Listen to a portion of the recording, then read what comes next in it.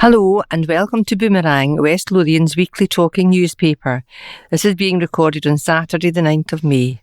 This morning it's Team 2 who are bringing you the local news from around the county, which is taken from this week's courier with permission. I'm Rebecca, and also reading for us this morning are Joanne, Christina and Harry. Thanks to Christina and Harry for standing in. Jane and Sarah can't make it as they both have other arrangements, and I hope they have a great time. Diane is in charge of the recording, editing and copy, which we very much appreciated. Well, it's been an exciting time for us with the Scottish election taking place. Now, I don't think there's anything in the postbag, so we can go on with the news. Horror as Grace 2 collapsed during garden play by Gemma Ryder. A West Lothian family have been left devastated after their beautiful and special daughter died suddenly playing in the garden. Grace Agnes Kenyon, who was just days away from her second birthday, had been laughing and running around with older sister Charlotte 7 on Saturday, April the 25th. The toddler of Winchborough started gagging before she lost consciousness. Her parents battled to resuscitate her, but Grace could not be saved. The family are struggling to comprehend how a happy afternoon in the sun quickly turned into a nightmare and a tragedy. Mum Carly, 31, said, "It was a regular day. Grace was enjoying being out in the garden after waking from her nap. She was chatting away, laughing, trying to copy her dad and sister doing gymnastics. I'll never be able to get that image out of my head now that I'll have to live with how quickly it all changed. We have just been living in a blur since then. We are absolutely shattered. Grace had difficulties with swallowing since birth and lived with a feeding tube. Medics suspected that she had a rare condition in her throat called glossopharyngeal palsy, but she was waiting for a formal diagnosis.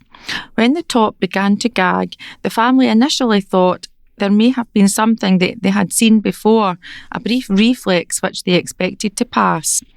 When her condition did not improve despite attempts to clear her mouth, her father Nick called 999. But within seconds, Grace was gone. Carly continued, "It wasn't clear what was happening, but then she started making this awful noise.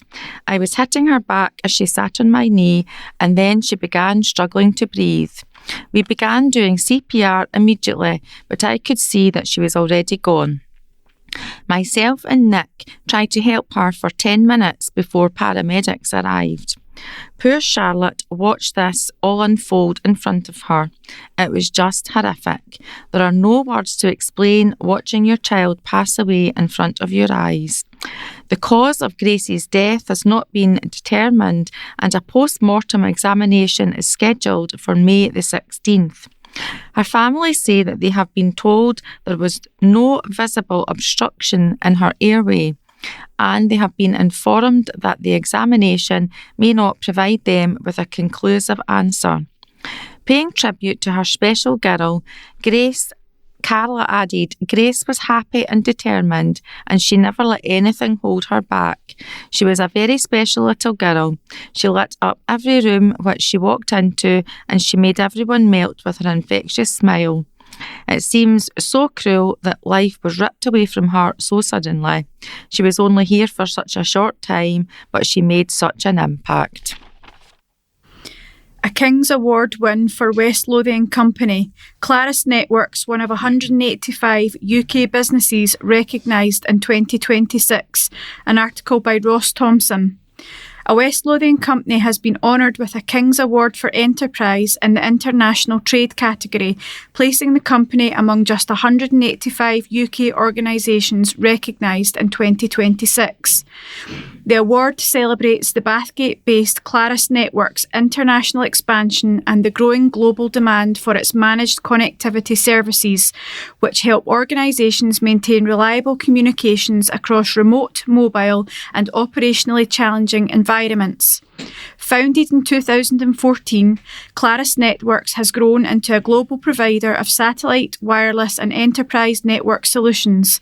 Its services support customers across sectors including maritime, transport, construction, utilities, broadcast media and emergency services, where resilient connectivity is increasingly critical to day-to-day operations. The company's growth has been shaped by the rapid adoption of low Earth orbit satellite communications, including Starlink, and by its ability to bring emerging technologies into markets and environments where traditional infrastructure cannot always meet operational demands. With a team of 92 people, Claris Networks now supports customers across the UK, Europe, the Americas and other international markets. The King's Award for Enterprise International Trade recognises both the strength of that growth and the company's role in exporting UK connectivity expertise to customers around the world. Derek Phillips, Managing Director of Claris Networks, said, "Achieving the King's Award for Enterprise is a massive moment for us. When my wife Deborah and I set up Claris Networks, we knew we were building something that we truly believed in. So to receive this level of recognition is incredibly special. We applied because we genuinely believe in what we are doing, taking new technologies such as low Earth orbit satellite communications, pushing the boundaries of what they can deliver and bringing them into new verticals and markets across the globe. International growth has been a major part of our journey, but it has always been built on the same foundations, delivering reliable solutions, supporting customers properly, and helping organisations stay connected in places where traditional infrastructure is limited, unavailable, or no longer fit for purpose. To receive this award in the international trade category is a significant milestone for Claris and gives us an even stronger platform as we continue to expand globally. The King's Award for Enterprise, previously known as the Queen's Awards for Enterprise, were renamed in 2023 to reflect His Majesty the King's commitment to continuing the legacy of HM Queen Elizabeth II and celebrating exceptional UK businesses. Now in its 60th year, the King's Awards for Enterprise remain the UK's most prestigious business accolades. And there's a picture of Claris Networks Managing Director Derek Phillip and his wife Deborah. On the beat with Area Commander Chief Inspector Dougie Grieve. Joint deployments to engage and educate over car concerns. Our last column came from Road Policing Chief Inspector Greg Burns with a particular focus on motorcycle safety. However, as we move through April and into a new road safety campaign period, it is important to reflect on West Lothian's general increase in road casualties in 2025-26. Detailed analysis of collision data is complete and planning for the next 12 months has started. Road Policing have appointed a new sergeant to undertake focused project work in West Lothian to deliver road safety together, local policing colleagues and our partners. Activity has now started with Operation Legitimate 2, providing initial focus on vehicle-related antisocial behaviour concerns following reports of large car gatherings and street racing. The operation will see regular joint deployments with the community policing team to engage with and educate those involved in this activity, taking enforcement action whenever necessary. The Road Policing Unit continues to work closely with West Lothian Council and other partners through the local Road Safety Board, undertaking regular site visits to the scenes of serious collisions where highway design is considered to improve future safety at those locations. This is supported by the deployment of safety camera unit assets and handheld speed devices at key locations. Education remains a vital part of our approach. School liaison officers continue to work closely with young people across the region, helping to build awareness and understanding from an early age. These conversations are important in shaping future attitudes and behaviours on our roads.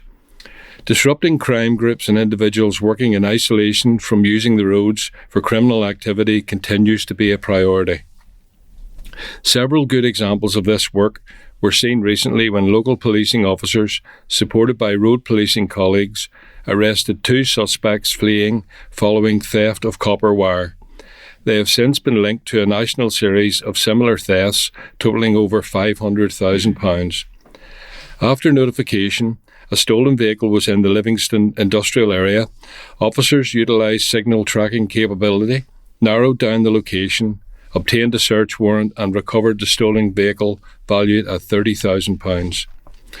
Looking ahead, the A89 and M8 will remain priority patrol routes throughout 26-27. We also look forward to the annual West Drive initiative in June and to supporting activity planned for older drivers, young drivers and vulnerable road users. As we move into the summer months, I would ask everyone to take a moment before each journey. Consider the choices you make and the potential consequences. Together, through education, enforcement and strong partnership working, we can continue our collective effort to make the roads across West Lothian safer for everyone. Road safety is something that touches us all, and we all share responsibility for making it safer. There are simple but crucial steps every one of us can take.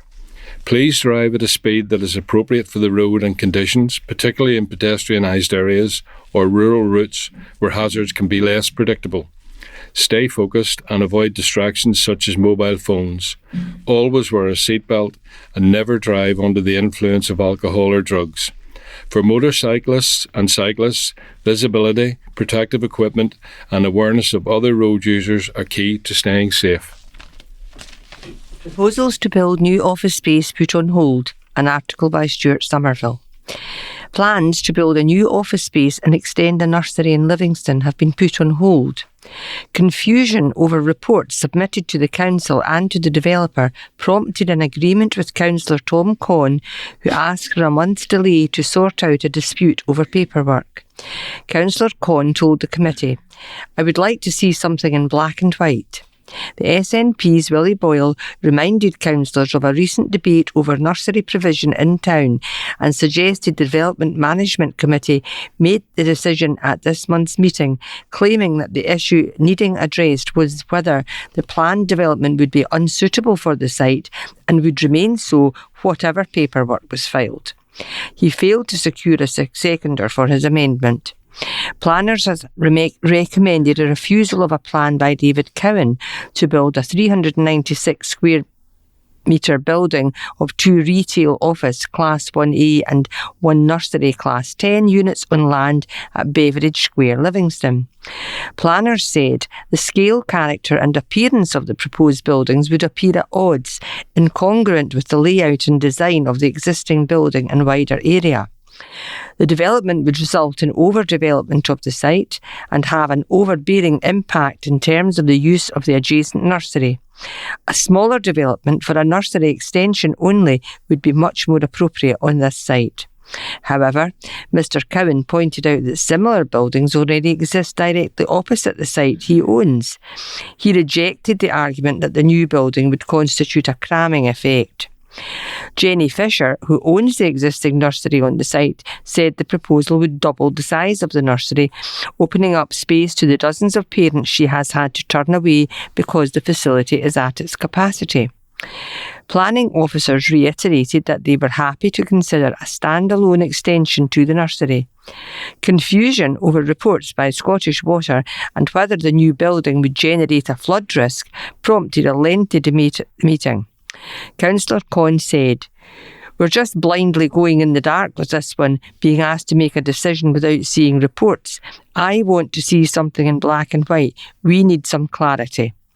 Councillor Harry Cartmill, chair of the DMC, said that was a very definite statement and well put. The committee agreed to delay a decision until next month's meeting. 3 cheers as brewery heads to Parliament. A West Lothian landmark has reached the heart of government this month as Stranger Brewing Company saw its popular Cockleroy Ale go on tap at the House of Commons. The Linlithgow-based brewery was invited to showcase the beer in the aptly named Strangers Bar inside the Palace of Westminster. The guest spot came following a recommendation from local MP Kirstine Sullivan, providing parliamentarians with a literal taste of West Lothian. Named after the iconic hill also spelled Cockle-Roy, that overlooks Linlithgow and Bathgate, the smooth and malty amber ale has been a favourite guest ale among MPs for whom the bar serves as their local. Brett Welsh, director and head brewer at Strangers Brewing, made the journey to London to share a pint with the Linlithgow MP and to check that the beer was tasting perfect. We've always had a strong local connection in our brewing, so seeing a beer named after our local hill being enjoyed in Parliament is a huge milestone for us, said Mr Welsh. We're grateful to Kirstine and the House of Commons team for the opportunity to put Linlithgow on the map and on the taps in Westminster. And there's a nice photograph of the owners of the Cockle-Roy ale standing behind the bar holding up traditional pint mugs, and the pints look actually really nice, golden ale with a nice big creamy white top, and they're all smiling. Net Zero Jobs Hope for Those Leaving College, an article by Ross Thompson. Students in West Lothian can now access better employment and skills development opportunities thanks to a new partnership launched this week. West Lothian College has officially partnered with energy efficiency specialists Warmworks and SureServe Energy Services to help tackle skills shortages in the industries needed to support Scotland's transition to net zero. Students will benefit from training, work placements, site visits, talks and mentoring, all designed to help more people access apprenticeships and other opportunities related to the future net zero workforce. Leaders from the 3 partner organisations attended the launch event held at West Lothian College in Livingston, along with key stakeholders from across the retrofit, energy efficiency and education sectors. At a time when the number of new apprenticeships, particularly in trades like insulation, is low, the partnership aims to create a more coordinated approach to developing employment pathways linked to Scotland's decarbonisation ambitions. Skills development and workforce growth are a priority for the Scottish Government, and Warm Start aims to create a sustainable pipeline of future talent that will play a key role in the transition to net zero.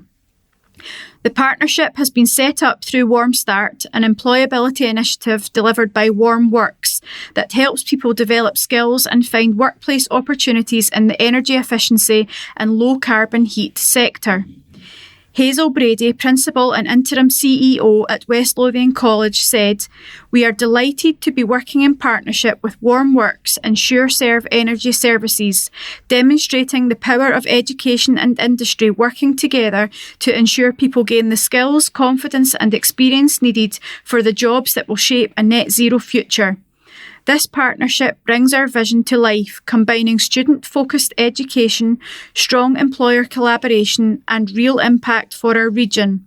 It is a strong reflection of West Lothian College's commitment to delivering high-quality, student-centred education that responds directly to the needs of our communities and the economy. By working closely with industry partners, we are equipping students with relevant, future-focused skills that lead to sustainable employment. This partnership demonstrates the college's leadership in tackling national priorities through local action and reinforces our role as a trusted partner of choice." Scott Patton, Director, SureServe Energy Services, said, "This new partnership with Warm Start and West Lothian College is an excellent opportunity that SureServe are really pleased to be a key part of. This collaboration will help create green jobs for the future and help drive Scotland's progress towards a net zero workforce. Being able to provide real-life experience and on-the-job learning for students is one of the best ways an organisation like ours can do our bit, and having official routes like this partnership means those opportunities will be easier to access. That can only be a good thing." John Rennick, Communities Manager for Warmworks, added, "Developing the skilled workforce needed to deliver Scotland's ambitions for decarbonisation is one of the biggest challenges facing the energy efficiency sector. Warm Start is creating clear, practical routes into employment by giving learners access to real-world experience and industry-led training. Our partnership with West Lothian College and SureServe Energy Services is bringing together education employers in a way that ensures people are being trained for the jobs needed for a net zero future. And there is a photograph of West Lothian College students and employees from Warmworks and SureServe Energy Services. Fears for ASN businesses after rent increases by Jacob Farr. Owners of a business which supports children with additional support needs, ASN, have been left fearing for their future after West Lothian Council bosses announced sudden rent hikes. Positive Outcomes LP, which operates out of the Mid-Calder Institute Hall, has previously paid rates ranging between £5 to £10 an hour. But under new proposals, they will have to pay over £25 an hour to use the building. Business partners Susan Grieve, 46, and Ben Vazackerley, 49, had an agreement with the former management committee, but now face a new deal since the council took control over the operation of the building. Council chiefs have argued Positive Outcomes had essentially been able to utilise a subsidised rate in the past, but the prior agreement is no longer economically viable due to the current operating costs of the building and pressures on the local authority's budget.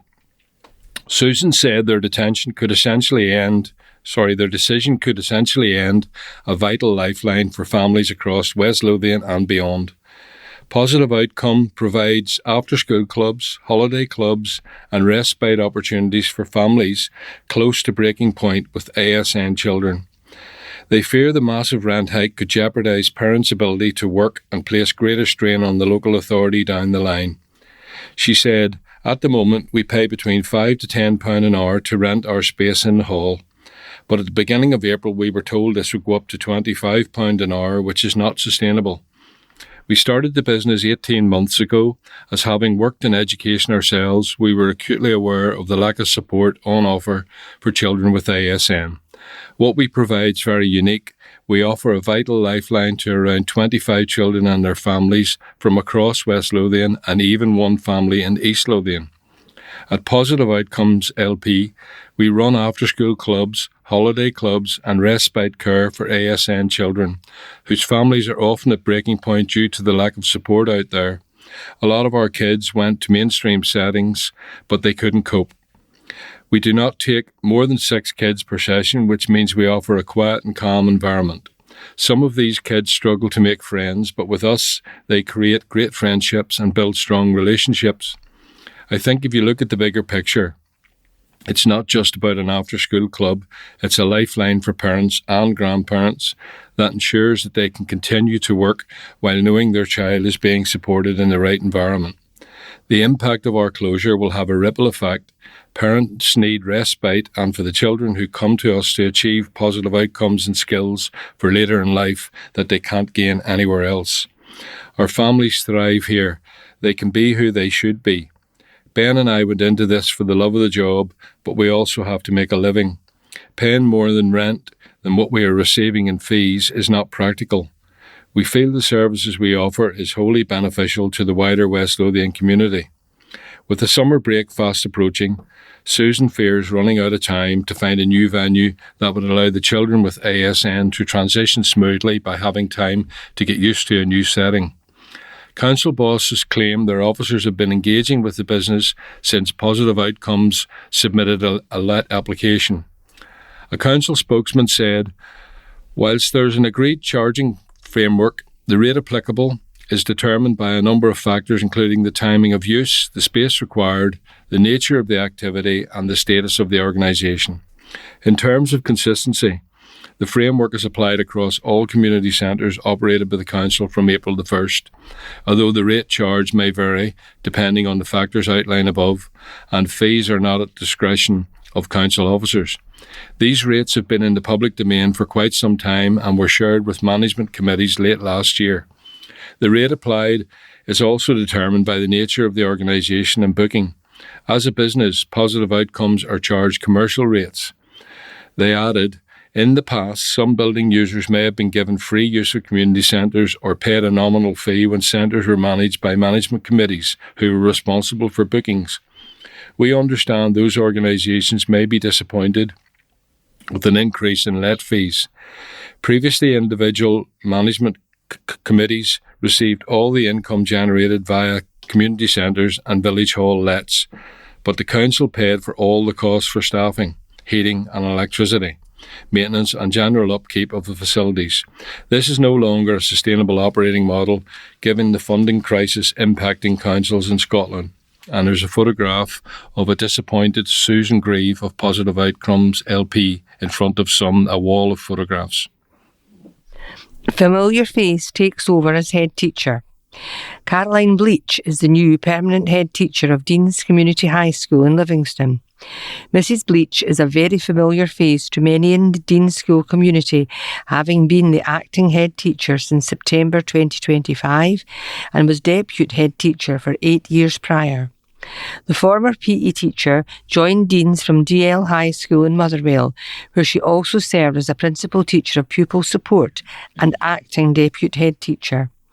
Mrs. Bleach started her teaching career in her home area of Fife after graduating from Edinburgh University with a degree in PE teaching and spent a year travelling in Australia and New Zealand. A mum of 2 teenage daughters, she enjoys active outdoor pursuits and the gym in her free time.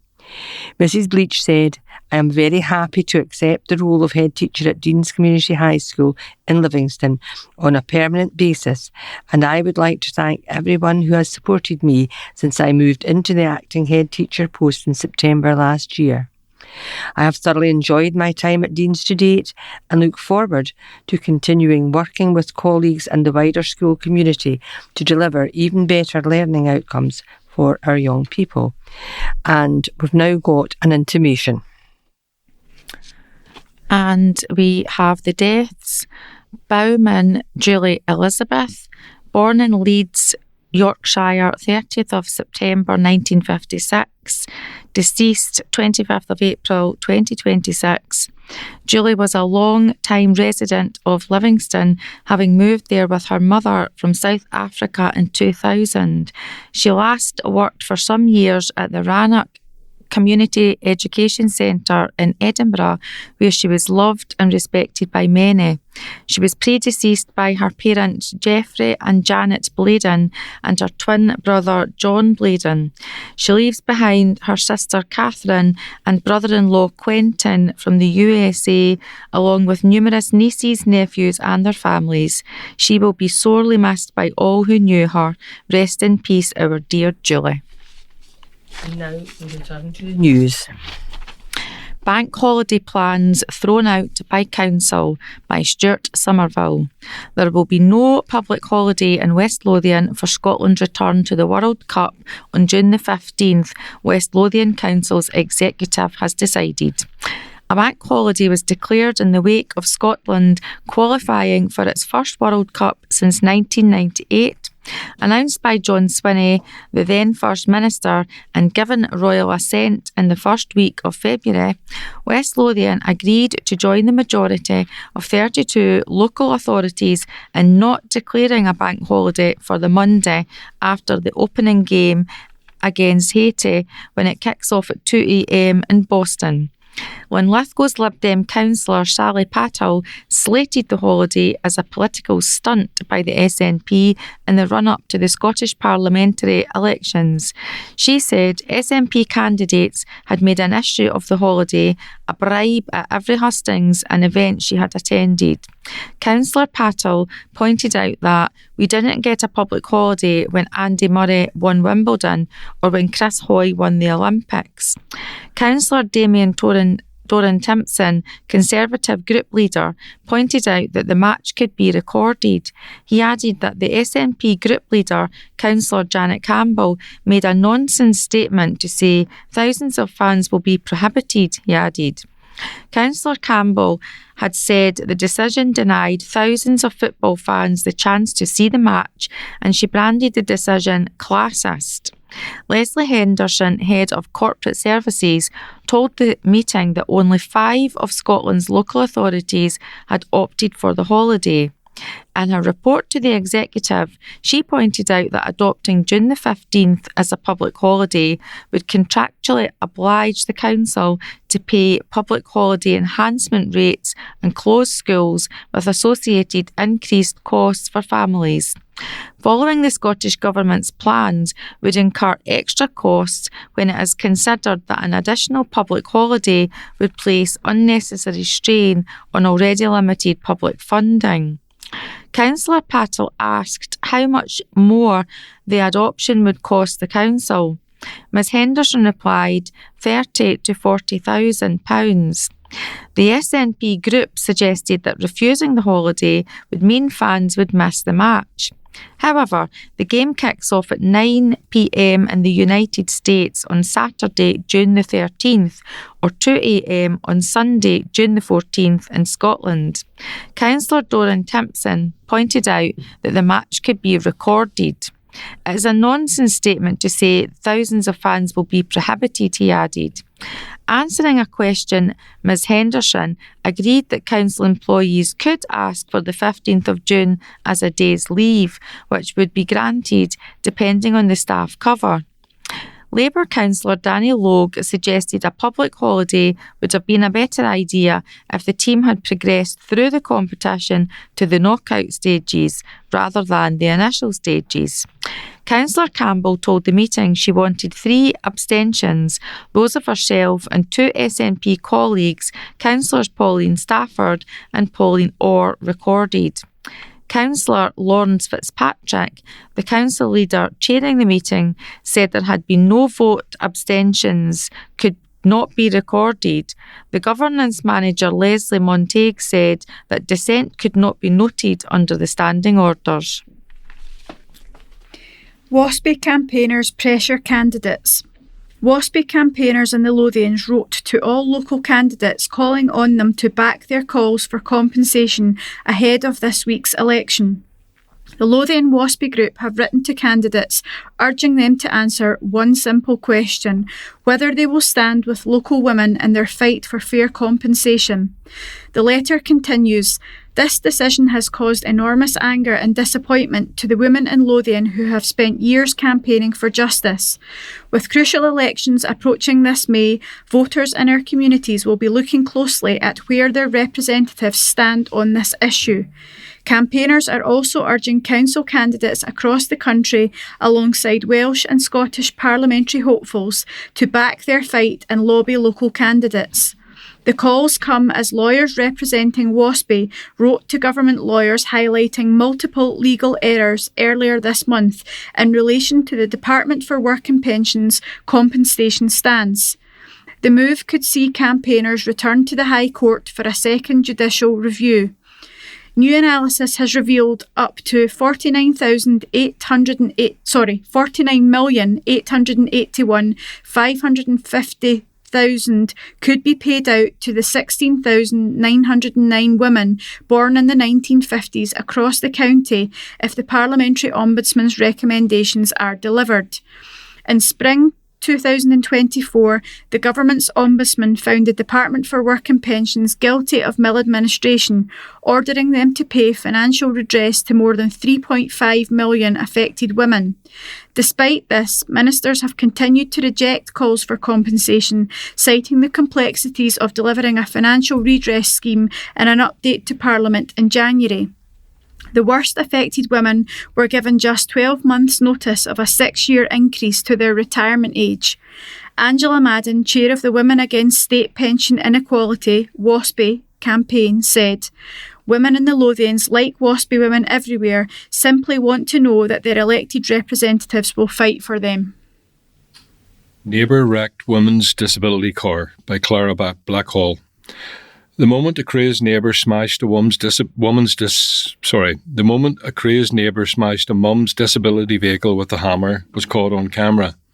The shocking footage showed Donna Dixon, 52, wielding a hammer as she smashed up a mobility car owned by Deborah Coleman of Moss End View, West Calder, on September 2nd, 2025. Dixon rain blows on the blue motor, smashing the rear passenger window of the car in chaotic scenes captured on camera by Deborah's daughter.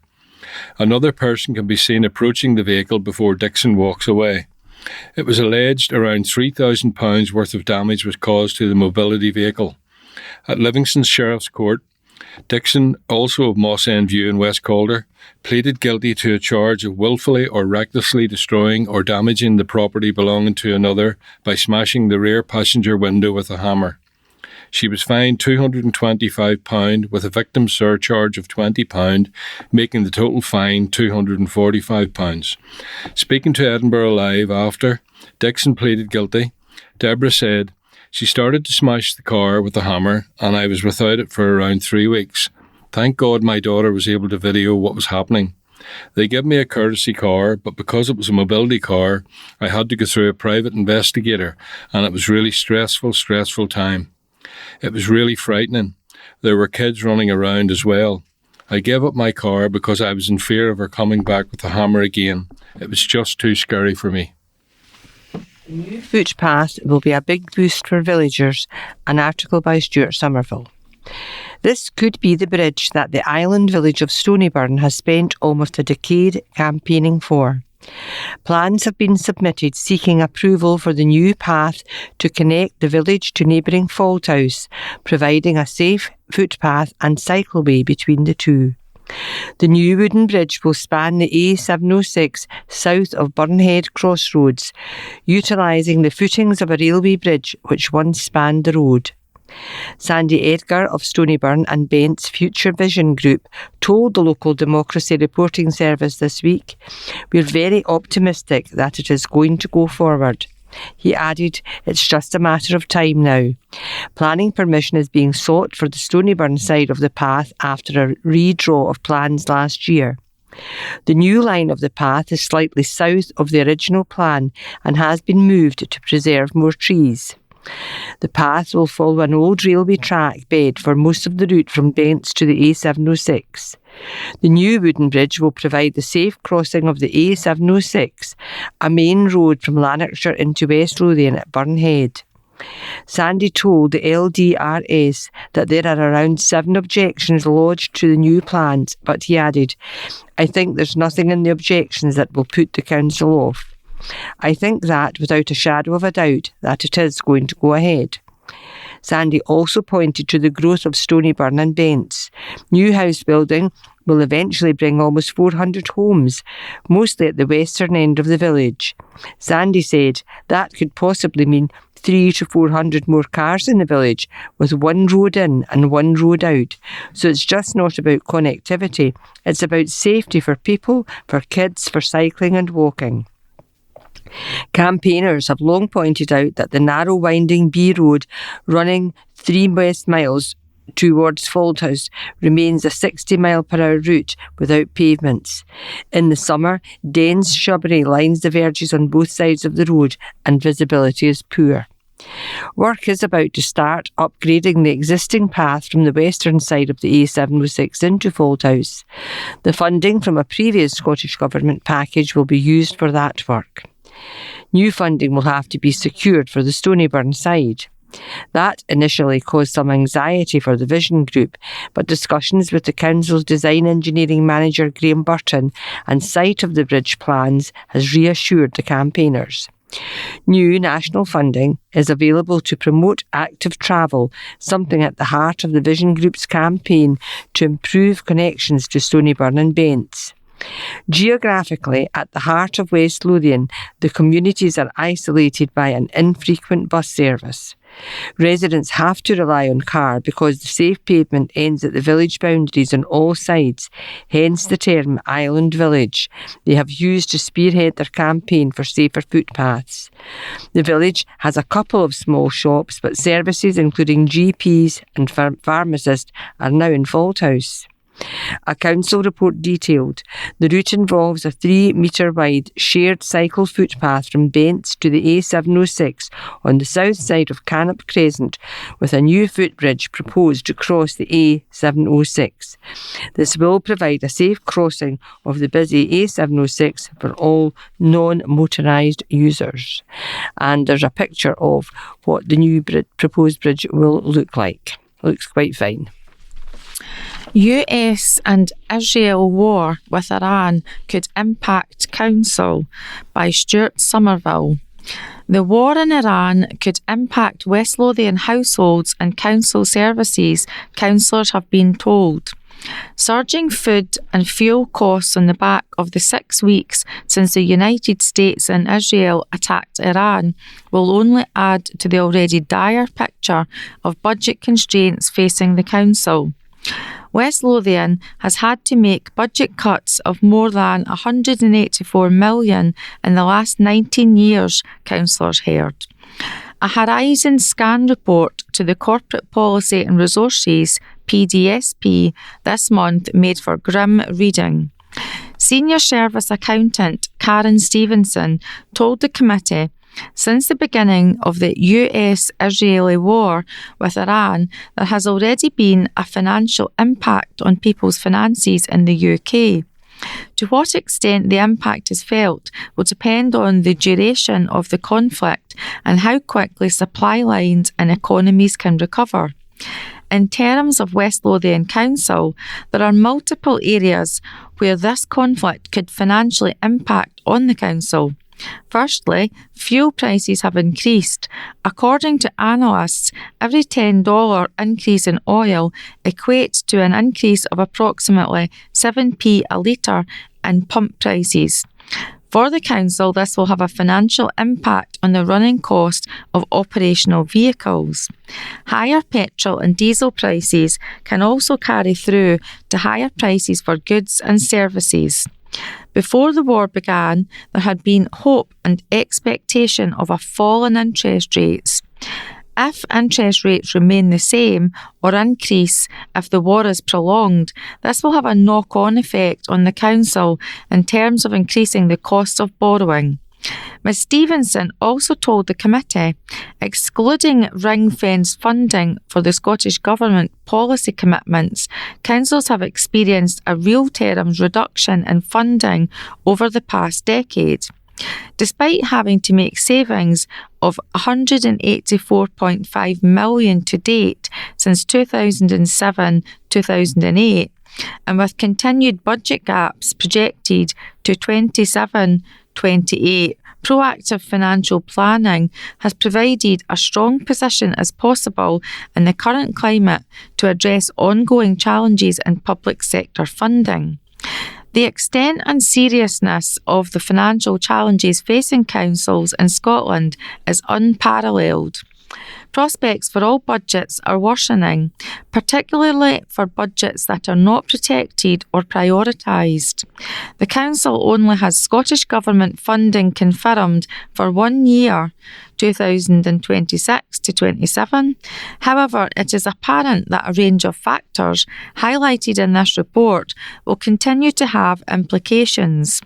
Ms Stevenson added, historically, funding provided falls short of the amount required to continue delivery of all local services as they are currently provided. The current budget strategy period is the most difficult financial position faced since the council was created in 1996. I'm going to take a break now and bring you some music, and the second part of the recording will start afterwards. Now we'll start section 2 with the selection of the main news items, sports news, and perhaps a couple of articles from the Connect magazine. Partner to help growth. A West Lothian business has partnered with an industry expert as it bids to accelerate its growth turnover target. Randex, the UK specialist in automated storage and materials handling, has formed a new partnership with Sales Geek Scotland, provider of expert sales solutions, training and outsourced sales, as it pursues an ambitious growth plan. The Livingston-based business, led by Managing Director James Roberts, recorded annual sales of $6 million last year and has doubled in size over the past 3 years.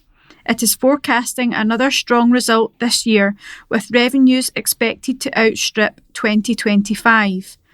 Randex has long served a diverse mix of sectors including logistics, defence, engineering and the life sciences, and its client-led consultative approach has helped it secure long-standing relationships ever since winning its first customer, iconic whisky business Glenmorangie, in 2007. As part of its next phase of growth, Randex has engaged SalesGeek to deliver a comprehensive year-long development programme for its 6-strong sales team, led by sales manager Derek Muir. Peter Barclay, Director of SalesGeek Scotland, said, "Randex is a business with enormous potential, a strong product range and a clear, customer-focused culture. Our work together is about strengthening the sales process, supporting leadership and ensuring the team has all the tools and confidence needed to help the company achieve its next level of growth. The collaboration includes individual sales development sessions, ongoing remote follow-up to ensure accountability, participation in a leadership cohort group, and free access to SalesGeek's regular sales club events across Scotland. The aim is to embed a consistent, professional and customer-centred sales approach across the team, ensuring staff remain focused on the right priorities, follow through on key actions and continue to develop the skills required to support the company's expanding client base and leading-edge offering." James Roberts said, "We have doubled the size of the business in the last 3 years, and with the right support, we believe we can reach 10 million. Partnership raises huge haul. A partnership between Lothian and Shelter Scotland has raised £12,800 over the past 12 months through the sale of unclaimed lost property. Since 2024, the award-winning bus operator has donated unclaimed items left behind on its vehicles to Shelter Scotland. They are then resold through the charity's network of shops across the city. Donated items included clothing such as jackets and jumpers, as well as children's toys, DVDs and games.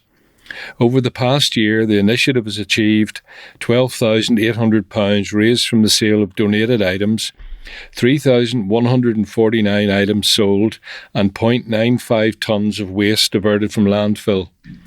The money raised is enough to help answer calls to over 230 families in crisis, as well as fund 260 web chats to support people with expert advice on housing issues. Gaynor Marshall, Communications Director for Lothian, said, "We're delighted that our ongoing partnership with Shelter Scotland continues to make a meaningful difference in the communities we serve. By giving unclaimed lost property a second life, we are reducing waste and creating real social value where it is needed the most. Raising £12,800 over the past 12 months is a significant milestone and reflects our strong commitment to supporting Shelter Scotland's work to end homelessness." Alison Watson, Director of Shelter Scotland, added, "Our partnership continues to make a real difference for people across Edinburgh and the Lothians. At a time when thousands of children are still without a safe place to call home, the £12,800 raised over the past year through these stock donations is vital support for our work. This relationship shows how practical, sustainable action can directly help tackle the housing emergency by keeping valuable items in use and turning them into funds that help us fight for home." Youths blasted, an article by Isla Story. McDonald's have hit out at what it describes as completely unacceptable behaviour following an incident in one of its branches in West Lothian. Customers and staff at McDonald's on Deer Park Road in Livingston, which only opened last December, were reportedly targeted by a group of youths on Wednesday evening, April the 29th. They are said to have trashed the restaurant before being asked to leave. One customer claimed those sitting inside and using the drive-through were subjected to abuse by the large group. The customer further claimed the youths were throwing drinks around before being ordered to leave. Bosses at the fast food chain have since criticised the conduct and any violent behaviour towards its staff and customers. A McDonald's spokesperson said, The safety and security of our people is its priority, and we operate a zero-tolerance policy when it comes to violence or abuse of any kind towards its employers. Departing pupils earn top marks by Stuart Somerville. More than 95% of West Lothian school leavers this year have gone on to positive destinations. And councillors heard that 5 high schools showed positive destinations for their leavers higher than the Scottish average. Education officers told councillors that the department continued to work to provide tailored packages to improve the opportunities for looked after children and students with additional support needs. Of this year's leavers, 21.6% moved into employment, which is consistent with the previous year. There was an increase of 1.55% in the number of young people going into further education, rising to 27.3%, which was above the virtual comparator, the national average, and the highest in the last 5 years. The bulk of school leavers, 39.66%, entered higher education, which was a 0.5% improvement on the previous year and an improving picture over the last 3 years. In other fields, 2.49% of young people entered training, which is a 0.09% increase from 2023 to 24. A total of 1.38% of young people moved into voluntary work, consistent with performance in 2023-24. 3.11% of young people entered personal skills development programmes. This was a 0.01% increase from 23-24 and the highest level in the past 6 years. The percentage of young people recorded as unemployed, not seeking, was 1.29%, which has continued to improve over the last 3 years and was lower than our virtual comparator and the national average. A meeting of the Education PDSP heard that there were 2,249 school leavers this year. A report to committee by Beverly Ackland-Lamy, the Youth Services Manager, said there was an increase of 43 leavers compared to last year, and 95.6% of school leavers went into a positive destination as recorded in October 2025. The report added this was a 0.2% drop from 23-24 and was 0.1% below the virtual comparator and the Scottish average. 5 schools achieved SLDR above the virtual comparator and the Scottish average. In addition, 93.1% of young people identified as having additional support needs, ASN, moved into a positive destination, which was a 0.8% increase compared to 92.3% in 2023-24. Of the students in the 20% most deprived households, SIMD quintile 1, 92.6% went into a positive destination, which was a slight increase compared to 92.5% in 2023-24. Councillor Pauline Orr said, gaps still exist. What plans are there to improve opportunities for these school leavers who are looked after or for those who have additional support needs? Ms.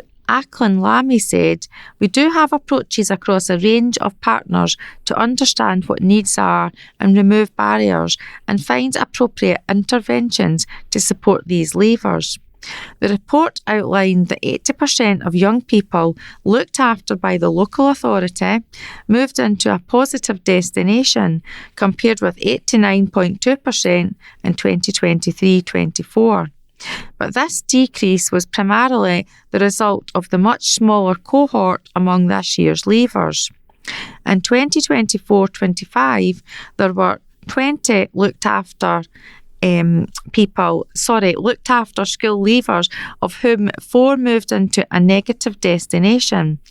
This contrasts with the 37 school leavers who were looked after in 2023-24, meaning that small changes in individual outcomes now have a proportionally greater impact on the overall percentage. Christina McSween, the councillor's ASN manager, told the meeting education officers continued to monitor the data. She added that interventions were made as early as possible to work on advanced and enhanced pathways to secure positive destinations for ASN leavers. James gets out of comfort zone after weight loss. An article by Ross Thompson. A West Lothian man is fighting fit after a dramatic weight loss. James Ferguson, 43, never thought he'd join a weight loss group, but a family trip and a swollen knee changed everything. Now, thanks to Slimming World, he's fitter, healthier and enjoying life to the fullest. For James, joining Slimming World was never something he imagined himself doing. Walking into the group for the first time felt completely outside his comfort zone. It's just not something I would normally do, he admits. Looking back now, however, he says it's one of the best decisions he's ever made. Before joining, James had already managed to lose just over a stone on his own, a process that took around 6 months. Whilst he was pleased with the progress, something still wasn't clicking. The turning point came when his knee suddenly swelled after a completely ordinary day. That was the final straw, James said. It really made me stop and think. With a family trip coming up with his wife and daughter, James didn't want his weight to hold him back. When his wife suggested they join Slimming World together, he decided to give it a try and he hasn't looked back since. One of the biggest surprises for James has been the Slimming World Health Eating Plan. Rather than feeling restricted, he discovered he could enjoy satisfying meals while losing weight. I love the fact that I am never hungry, he says. My favourite meal is the burger pasta and the whole family enjoy it. The benefits have extended beyond the kitchen. James's daughter now eats healthier too, and the family enjoys cooking meals together, but the changes go far deeper than food. Before Slimming World, James struggled with a painful knee, asthma, and relied on painkillers and inhalers daily. Now he's playing a full 18 holes of golf pain-free and even running again. Feats he never imagined possible. I never thought I'd be able to do that, he said. James's consultant Claire Gibson, who runs the Slimming World group in Buchan Park Bowling Club, Broxburn, on Saturday mornings, is delighted with his progress. She said, I still remember James saying he was only joining Slimming World to support his wife. What he didn't realise then was just how much he would achieve for himself and how much he would inspire others along the way. Watching his confidence grow, his health improve, and seeing him now be able to golf and run pain-free has been incredible. But what makes me most proud is the way he supports others in group. Claire's group meets at Buchan Park Bowling Club in Broxburn every Saturday morning at 8 a.m. and 9:30 a.m. Contact Claire on 07793 545 392 for further information. And there's a photograph of James Ferguson with the caption "Fighting Fit after his dramatic weight loss." Artist Leo back on display at Gallery by Boss Thompson. Artist Leo Defoe is returning to his roots with his biggest ever solo exhibition in the gallery at Linlithgow Borough Halls. The striking paintings of the former Lowport Primary and Linlithgow Academy pupil are showcased in the Homecoming exhibition, which runs from Friday, May the 22nd to September 17th. It aims to highlight how Leo's art has evolved as he explores key threads such as nature, landscape, wildlife and storytelling. It also features newly emerging works from Leo's experiences of fatherhood and emotional well-being. One of Leo's top passions is painting out in the landscape, often exploring by train in his role as ScotRail Community Rail Champion. Another is working on large canvases in his Fife studio, while miniature wood engravings are also in Leo's repertoire, hand-engraved and hand-printed.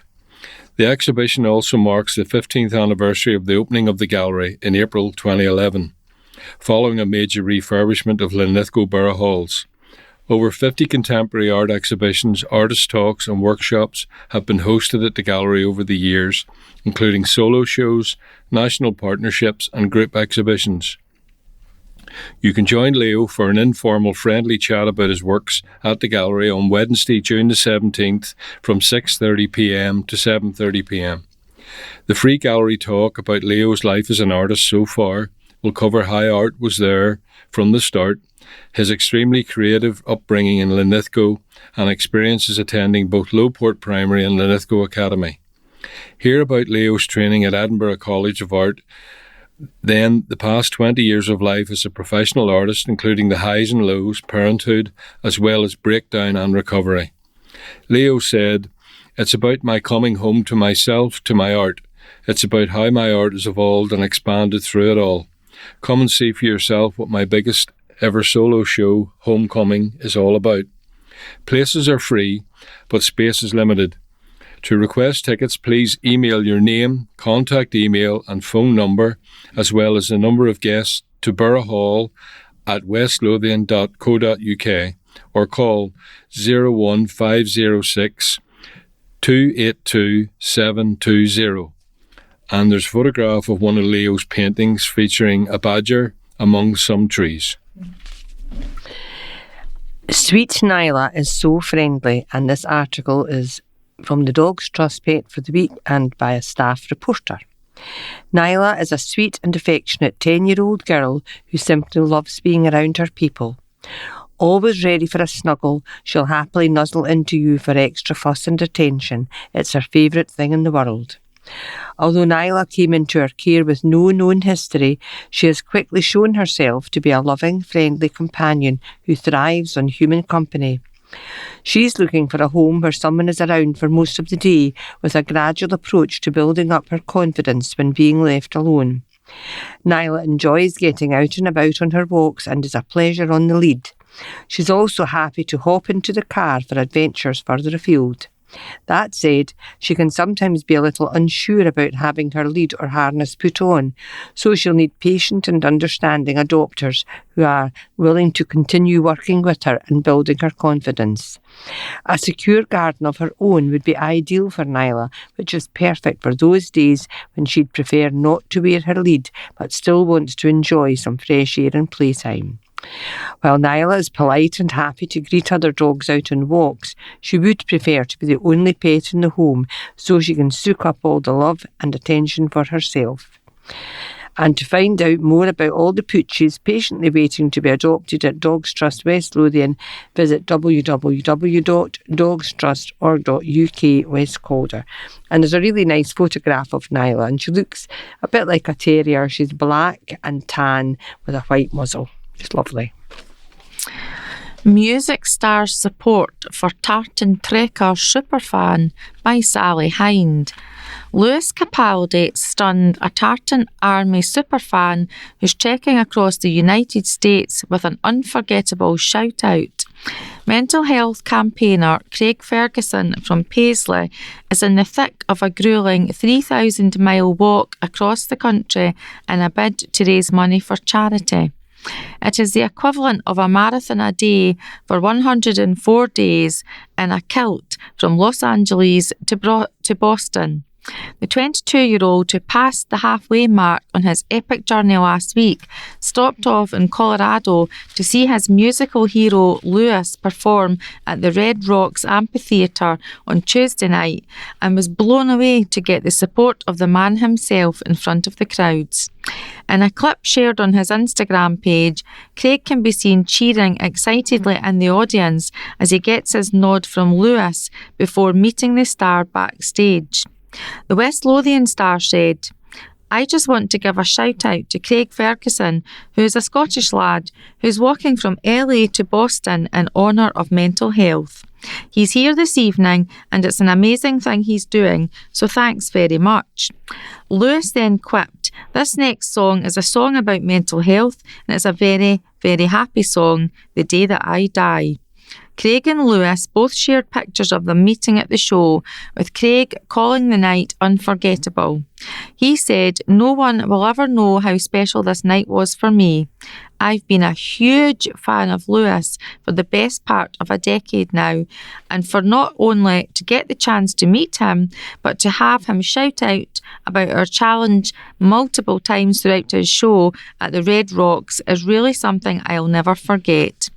Nights like this make all the struggle and pain worth it.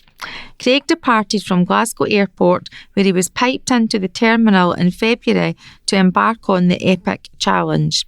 He is aiming to raise a huge $1 million for the Scottish Association for Mental Health, passing US landmarks like the Las Vegas Strip. Lewis has been very open about his own struggles with mental health, including anxiety and Tourette syndrome, which worsened under the pressure of fame. He took a break from the spotlight to focus on therapy and medication before making a return to performing last year.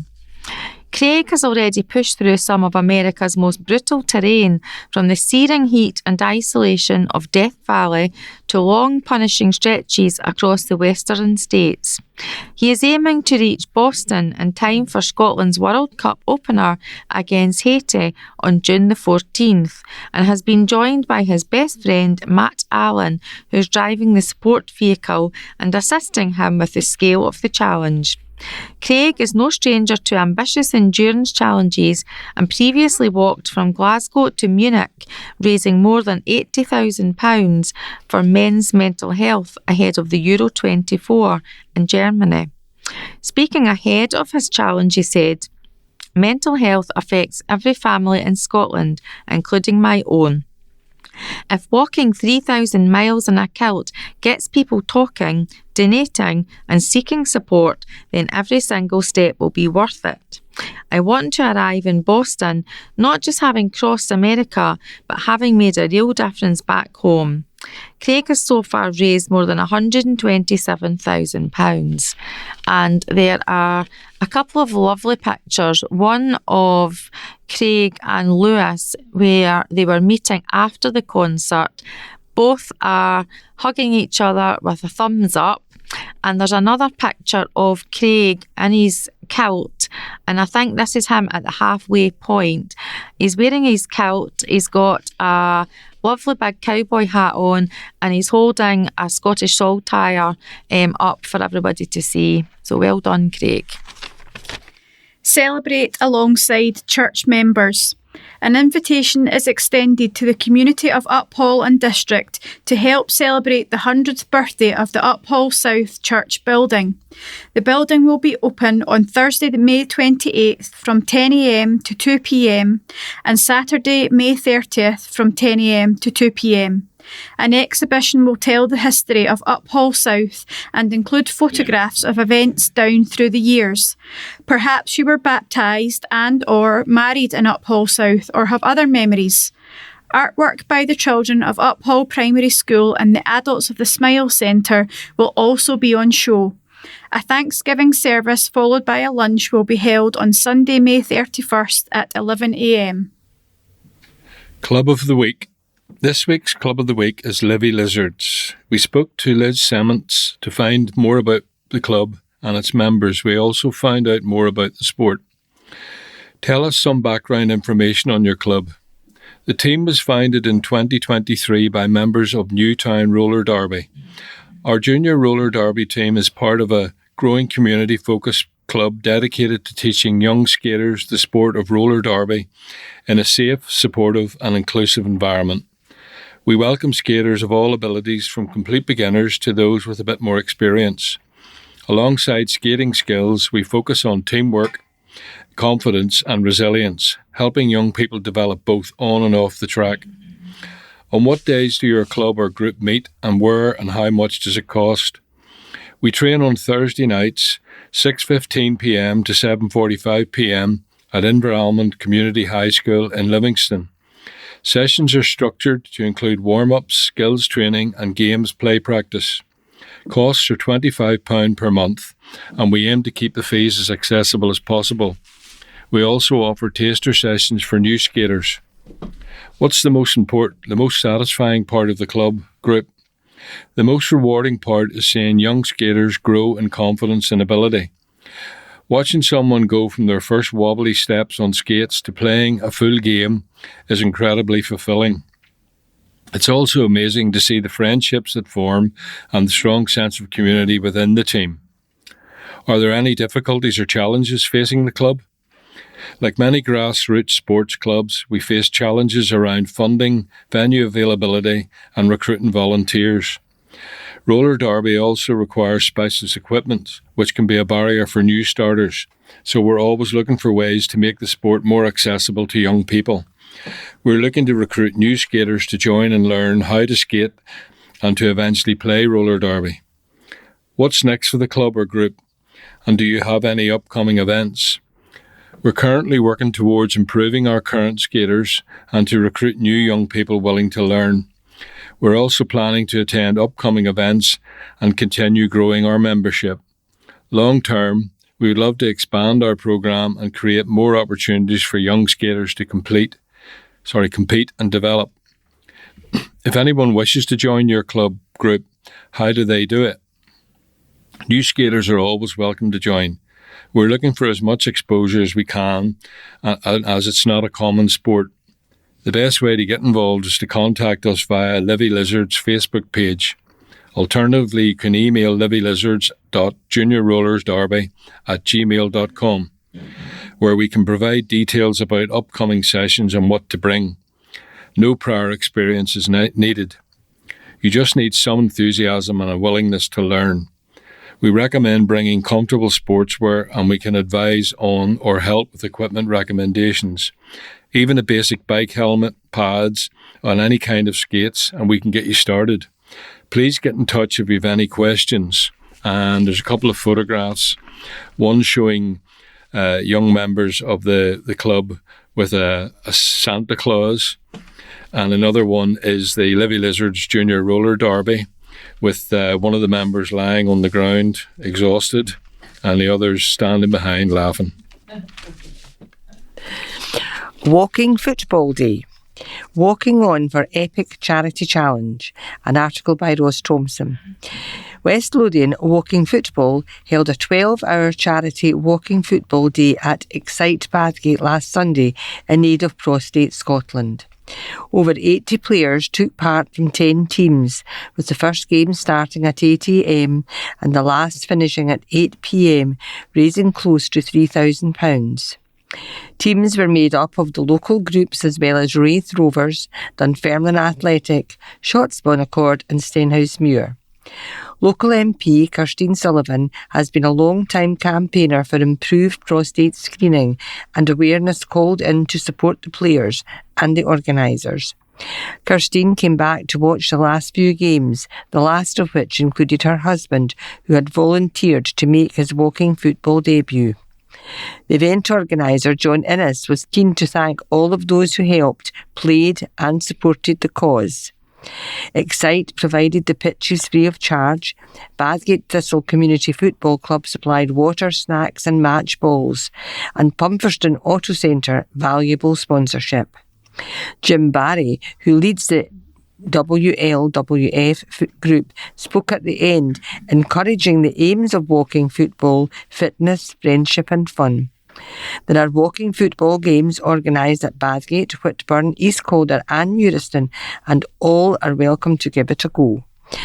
And there is a couple of photographs here, one showing the goalkeeper endeavouring to stop the ball hurtling in to the net, and there's another large one with quite a number of the players, from young to old, all ages, in front of a large banner which says Prostate Scotland, and they all look very happy. I don't suppose they'd be terribly exhausted if they're walking. Anyway. Livingston are relegated. The drop won't stop us. The Lions will still fight for every point, says Smith, by Paul Thompson. Livingston were officially relegated at the weekend and sent straight back to the Championship after one season in the Premiership. But Lions winger Lewis Smith insists they will continue to battle for every point and won't down tools, even if they are already on their way down to the second tier. Livingston's last show of defiance came on Friday night when Marvin Bartley's men managed to hold Aberdeen to a 2-2 draw in West Lothian. But less than 24 hours, their fate was confirmed when Kilmarnock defeated Dundee 3-0, and it left the Lions 10 points behind their nearest rivals, St Mirren, with only 9 to play for. Smith feels the Lions, who were promoted last season under then-boss Davy Martindale, have been unlucky this season, and their performances haven't yielded the points they perhaps deserve, but he says they will continue to give their all for the club in their 3 remaining games before they prepare for life in the Championship again. The 26-year-old told the Courier, "Even in relegation, we will keep battling for every point we can until the end of the season. There is no point in sitting back and taking it. We've got to go for it in the games. We showed that in the second half on Friday. We changed shape and gave us more forward-thinking players on the pitch. The early goal gave us a bit of momentum, and at the end of the game, we are a bit disappointed we haven't won. But this shows how much better the performance in the second half and how much fight we showed. In a lot of games, we have been unfortunate. Against some of the bigger teams, we have showed some really good performances and not that just quite over the line. In most games this season, we have been right in it, apart from maybe 2 or 3. I think that shows we have the ability, but maybe some individual errors and not being clinical enough in some games has cost us. Set pieces have been a real weakness, and we conceded the second goal on Friday from 1, so that is really disappointing. Smith signed in the summer from League One Hamilton Accies and has been one of the standouts for the team. He's the club's top scorer with 7 goals and 2 assists in the Premiership so far, and he says he's looking forward to another year in West Lothian. He added, "The move has been great for me. It took a while for me to settle in here, moving from Hamilton to Livingston. But once I did settle in, I feel I have got back to my best. That is a real credit to the people here. They have helped me a lot. And right now, I am glad to be back playing at a high level. Although the results may have been disappointing, I have loved my time here, and I still have another year on my contract here, and I would like to stay here." And there's a picture of Lewis Smith looking very dejected in his yellow Livingston strip, knowing that the relegation was inevitable. The much-loved Howden Park in Livingston came under threat of closure in 2023, so Reconnect put in a bid to take on this vital local arts venue. Crucially, we wanted to ensure that these 2 local theatres would not end up in competition with each other, which is what had been happening, said Pete. And so since 2023, Reconnect have run the 2 theatres, benefiting from the synergies of having both venues. There are several priorities. Firstly, to bring people into these special and iconic local buildings, breathing life into them and preserving them whilst providing a nice place for the local community to have positive, fun experiences. Secondly, to provide a stable home for local arts groups.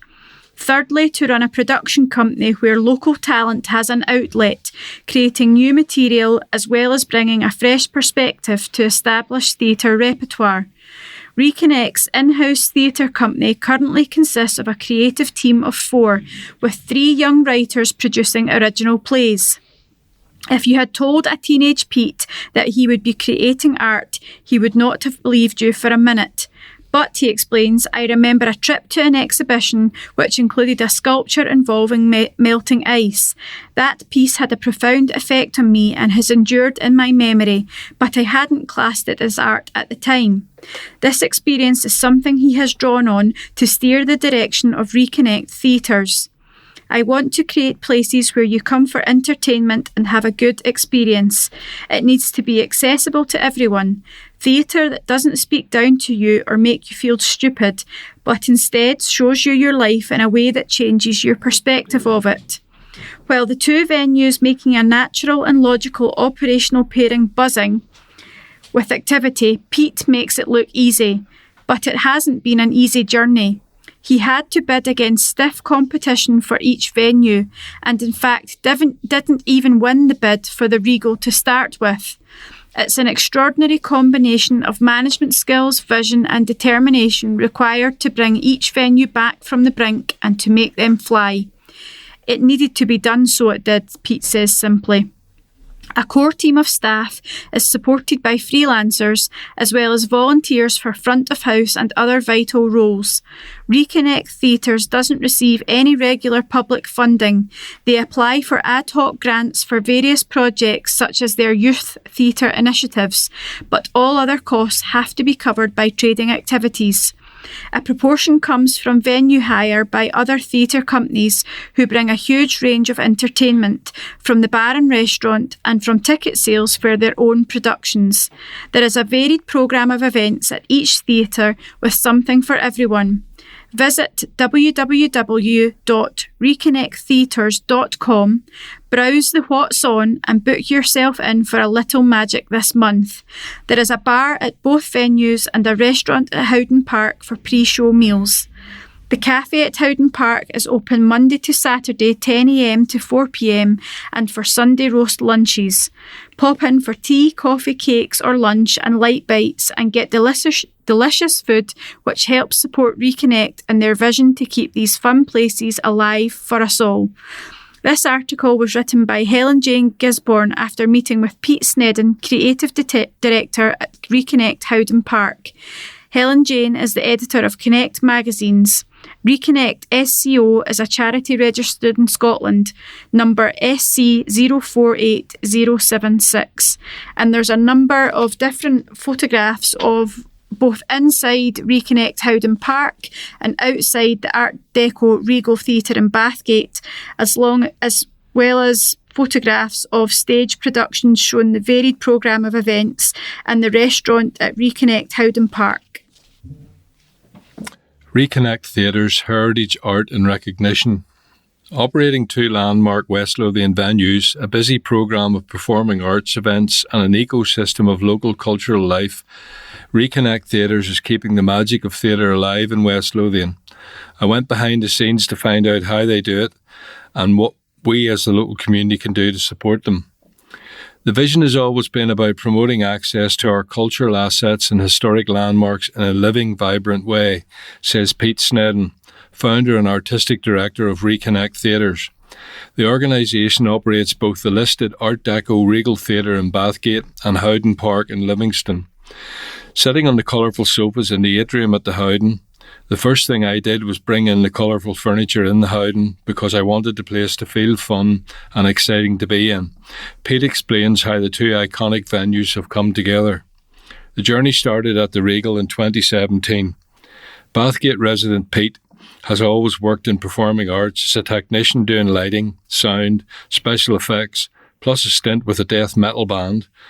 With his creative priorities diverging from those in the theatre trust he was working with in Glasgow at the time, he was looking to create something locally that matched his vision. Somewhere, he says, where local art groups could have a permanent home and where the local community could come together to experience the joy of performing arts, where the human aspect of theatre could be nurtured. When the company, which had been operating the Regal, went into liquidation in 2017, West Lothian Council invited bids from organisations to take over the operation of the building. This was Pete's opportunity. He set up Reconnect SCIO, and that year they put up Onopanto as proof of concept.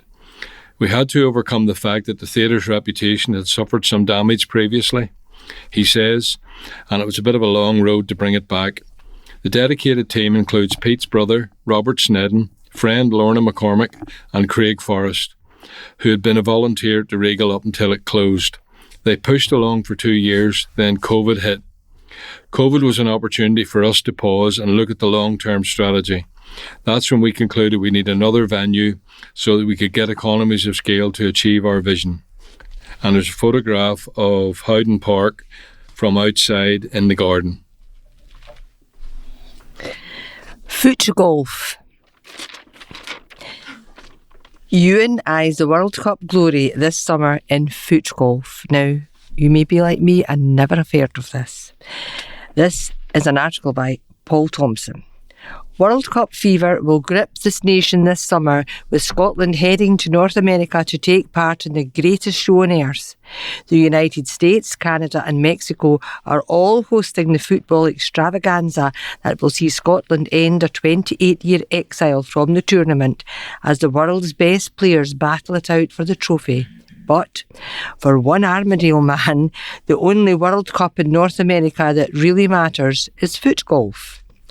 Ewan Vance will fly out to Mexico later this month to represent Scotland in the 2026 Foot Golf World Cup in Acapulco, and he insists their objective is to go all the way and bring home the trophy, which is currently held by France. The 30-strong Scotland team are in a group with Spain, Uruguay and the USA in what is the pinnacle of their sport. As you would expect, foot golf is a mixture of football and golf, which sees players aim to kick a full-size football into oversized holes on a golf course with the fewest shots possible. More than 60 countries are competing, and there are over 1,000 players travelling for the competition, which is played across 4 categories: men, women, seniors and senior plus. Ewan, who is captain of the Bridge End Football Club just outside Linlithgow, admits football used to be his first love, but a broken collarbone led him to fall for foot golf instead, as he spent the best part of a year recovering from his injury, and he's now setting his sights on world glory. The 30-year-old explained, "We are, of course, aiming to win the tournament. We have an excellent team, and player by player should be able to compete with any team. We have a very talented squad who also happen to be a group of great people, and so we would like to go far in this tournament. The biggest hurdle for us is the Mexico playing conditions. Spain, USA and Uruguay play year-round with similar weather and courses. We simply cannot replicate those conditions in Scotland, so we'll have to adjust quickly to win our games." On his injury, he added, "I came into the sport 4 years ago, having played football my whole life. After a few rounds playing for Bridge End, I got addicted and have been playing weekly ever since. I was kicked by an opposition player, causing me to land on my shoulder and break my collarbone, and this meant I couldn't play for around 9 months, but foot golf allowed me to still kick a ball while I recovered. I discovered that it's very competitive. I immediately loved the sport and the people who play it, and have climbed the rankings to qualify for the Scottish national team, with this World Cup being my 4th international appearance. This tournament runs from May the 27th until June the 7th, and so it will allow Ewan to be back home in plenty of time to see how Steve Clarke's Scotland fare in the Football World Cup. He said, "I'm absolutely looking forward to the Football World Cup. Although I'm playing a slightly different World Cup, every kid's dream is to play football for Scotland, so let's hope they can inspire a generation. I'll be watching as soon as I'm home from Mexico with a whiskey rather than a tequila." Making the trip is not cheap, however, and Ewan hopes there may be companies out there who would help him on his journey. He added, "I'm open to sponsorship for any companies or local businesses who would like to sponsor me for the tournament and the foot golf season in Scotland. I'm also captain of Bridge End Football Club just outside Linlithgow, and we're looking for new players to join our team if you're interested." And there's a photograph of, obviously, that Ewan's team, and they're all looking very smart in their strips. And there's women in this team as well. They've got nice kind of purpley coloured tops. And there's a photograph of Ewan holding up a copy of one of the shirts. And there's also a photograph of him playing foot golf. Now, it seems that you don't wave your arms, you hold your hands clasped in front of you while you're kicking the ball. So it sounds like quite an interesting sport. Well, that's us at the end of this week's recording. So when you finish listening to it, please put the memory stick back into the folder and return it to us as soon as you can. Please also remember to turn over the address label, leaving the cut-off corner at the top right-hand side. And with that, it's good morning from Rebecca. Good morning from me, Joanne. Good morning from Christina. Good morning from Harry. And goodbye. Goodbye.